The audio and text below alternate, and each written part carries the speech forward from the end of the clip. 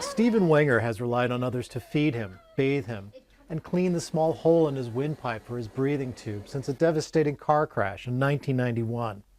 But something went very wrong with his care at a New York state-run group home last summer. Caretakers failed to keep the incision in his windpipe clean.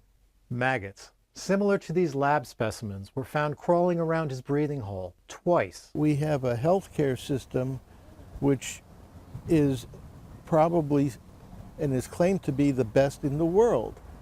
But from my experience with my son, this is at best a third world country. New York State investigated, then kept the report confidential. The maggot infestations only came to light because the Associated Press obtained an investigative report.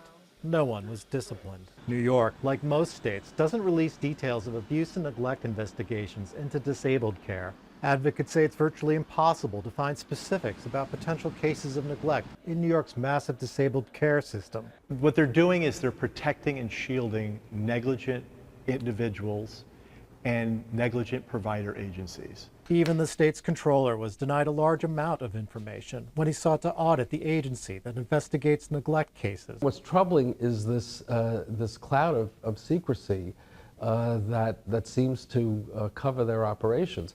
So you don't know if they're doing the job that they're expected to do. The Justice Center is the New York watchdog agency for disabled care. Officials there say they cannot release detailed information on investigations because of rules about privacy. In Stephen Wenger's case, the separate state agency that runs facilities for the disabled said they added more training and inspections for cleanliness. Wenger never returned to his old facility. He was being cared for at this hospital until his recent transfer to a new home. Walter Wenger says vulnerable people like his son deserve to be treated better. From watching him, I believe he is responding at least to me and to a few other people. A father speaking out to protect his son. Michael Hill, Associated Press. Yes, we do.